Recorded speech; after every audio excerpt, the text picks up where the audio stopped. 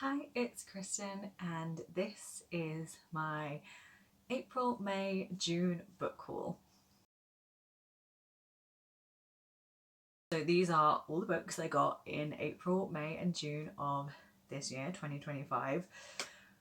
There's quite a few, however, I'm like over 3 months, it's not too bad, and May was my birthday month, so I got some books for my birthday. So first up we have a book I pre-ordered, and that is Paladin's Grace by T. Kingfisher. They've released these with new covers. They're stunning, so I had to pick this up. This is a whimsical cozy fantasy where we have a character called Grace who finds herself pursued by ruffians and rescued by a handsome paladin in shining armour. That's honestly all I really know about it. I've heard it's a great fantasy romance, and I'm just excited to get to it.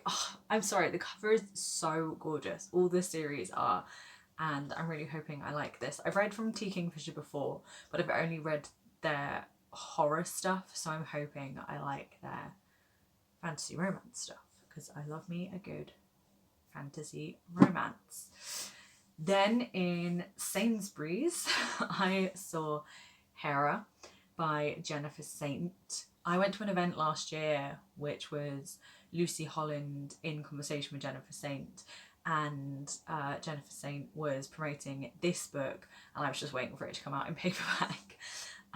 This is just a Greek mythology retelling about Hera, which I think is interesting because Hera is such a controversial figure in Greek mythology, has so much power over other people, but then also doesn't have power against Zeus. And she's really seen in an antagonistic role. So I think that will be really interesting to get more from her.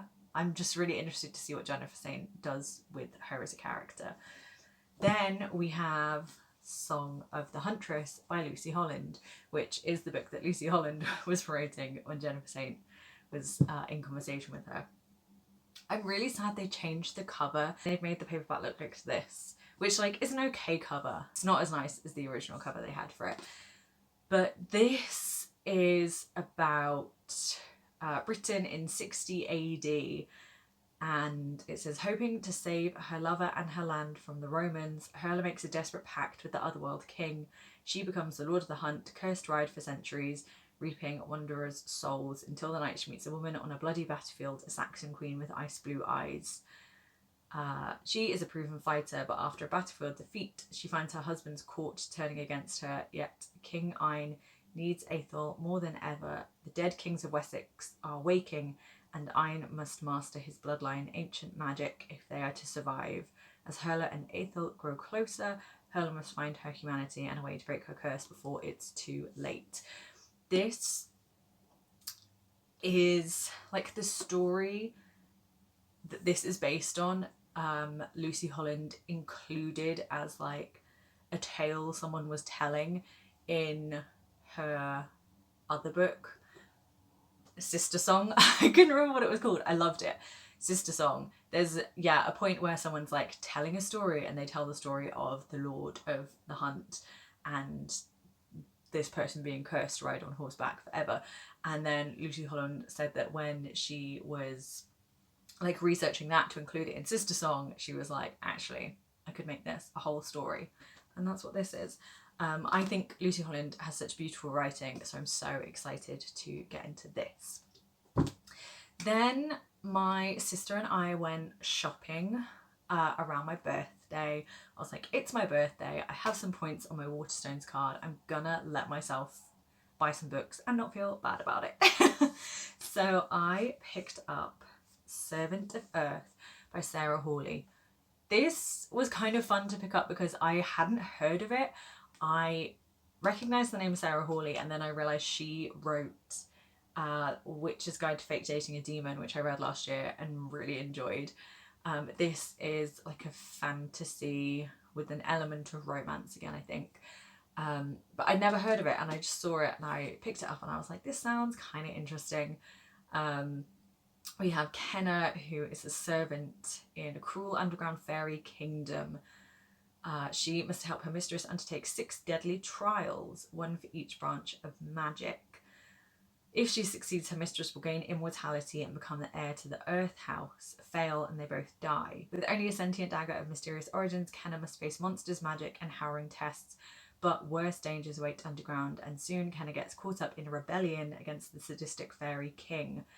When her feelings for the rebellion's leader turn passionate, Kenna must decide if she's willing to risk her life for a better world and a chance at happiness. I was hesitant when I read about fairies, but I have read Fairies Done Well, so I looked it up on Goodreads and it has like a decent rating, so I thought I'd give it a go, and I did like Sarah Hawley's writing in the last book I read of hers, so I'm excited to get to that. And then at the same time, I bought The Tainted Cup by Robert Jackson Bennett because I've heard so many good things about this. This is like a murder mystery with a couple of investigators, but set in a fantasy world, I believe. And I love a murder mystery and I love a fantasy world, so I thought that sounds like a really interesting pairing of things. So yeah, I just heard such good things. I was like, I'm gonna pick it up. So I did. But this was £13 for a paperback, which seems kind of wild, but I'm hoping I enjoy it. Then I had another pre-order come in right around my birthday, so that felt like another birthday present to myself. And that is No Hard Feelings by Genevieve Novak.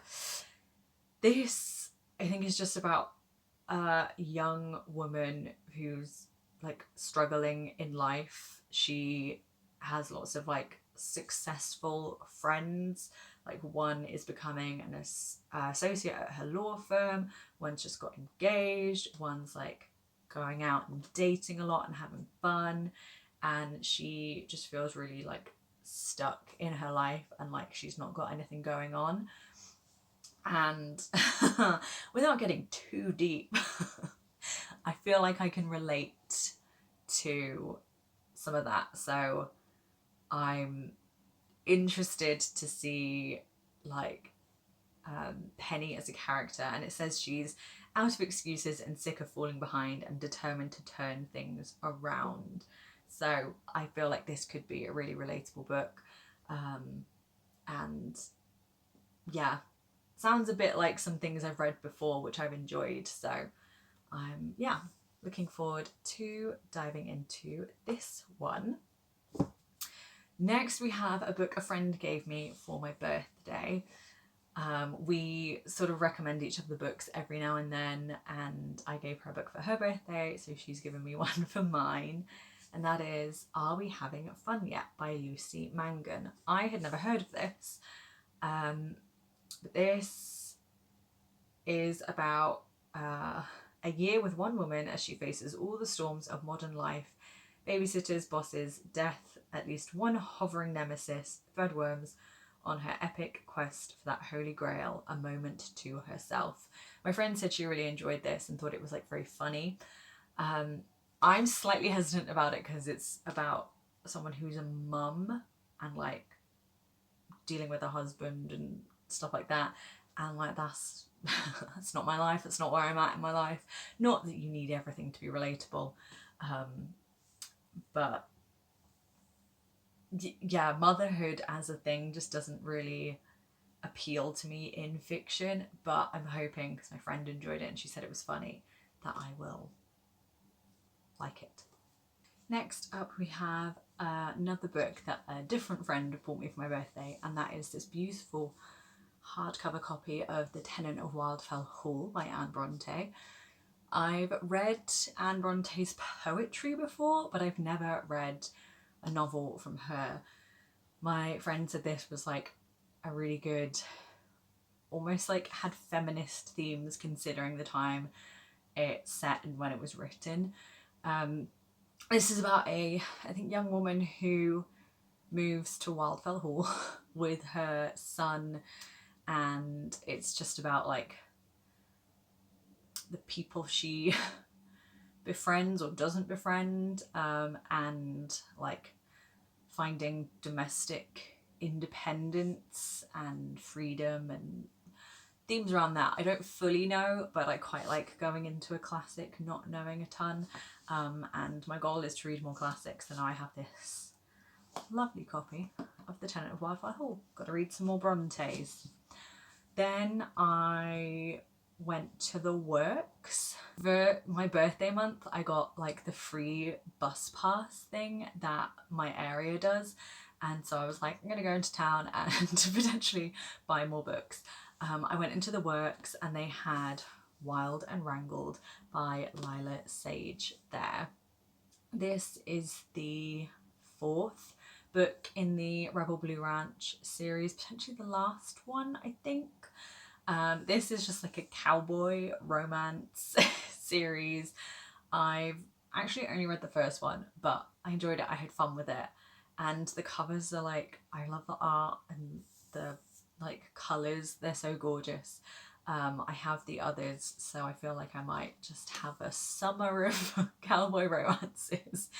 But this is about the mother of the daughter of one of the other characters. One of the brothers in like the family that it's based around has a daughter, and he and the mum split up, but they still like get along and they share custody of the girl. But this is the like single mum's romance with, I think, a former flame, so a second chance romance perhaps.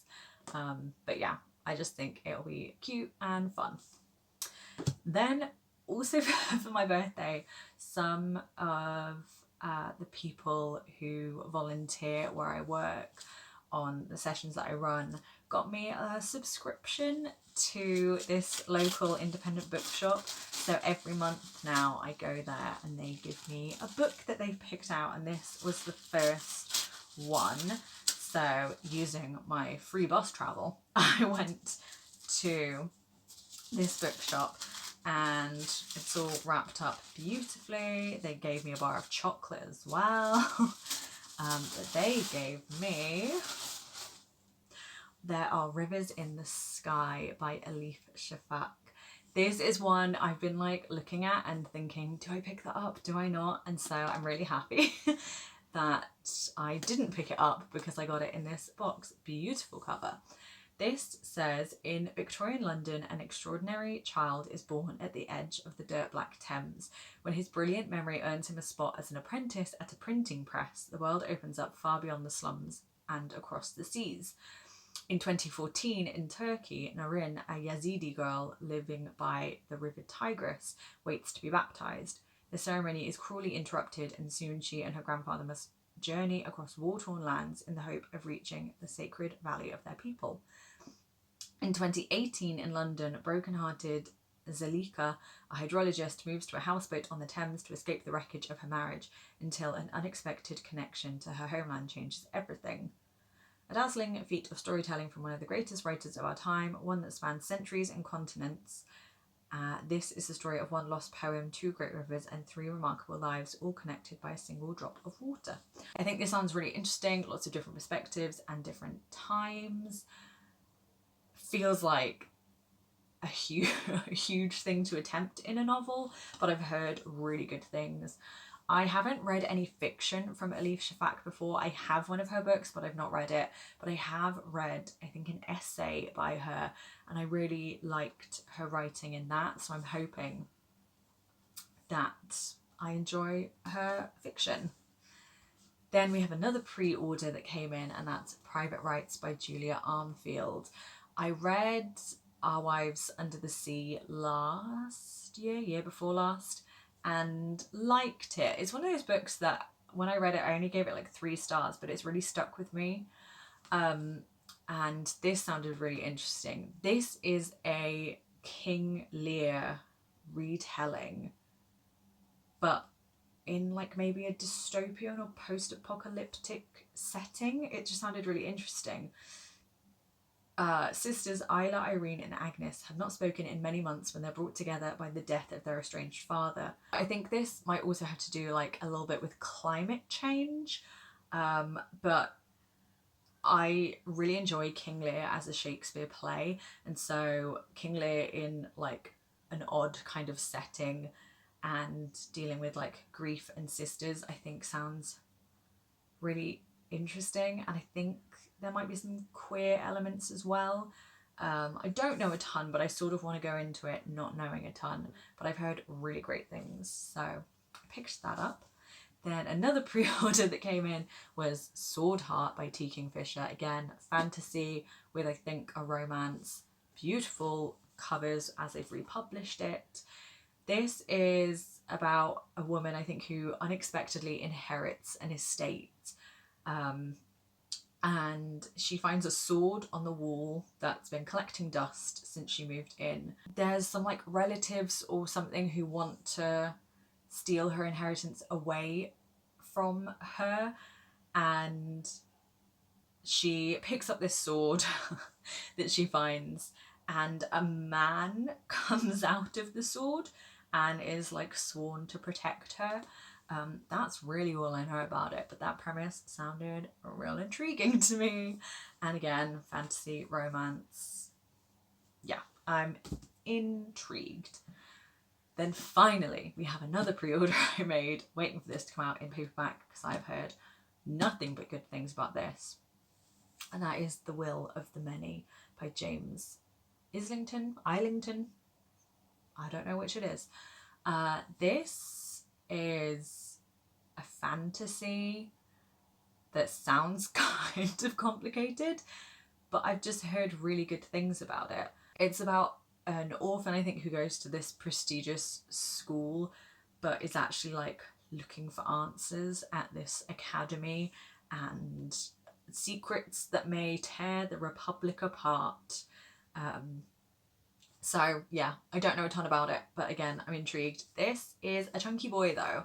It's, I think, nearly 700 pages and the font is tiny. I opened this when it arrived and I was like, oh shit. So now I have another huge fantasy to at some point attempt to read. But I really like this cover, but they, I think, are redesigning the covers, which makes me sad. But yes, that is everything. It's quite a lot of books. How many is that? 1, 2, 3, 4, 5, 6, 7, 8, 9, 10, 11, 12, 13. 13 books, but over 3 months, and some of those were presents. I feel like that's not too bad. But that is everything I got in April, May and June. Have you read any of these? Let me know your thoughts below, and I will see you soon with another video. Bye!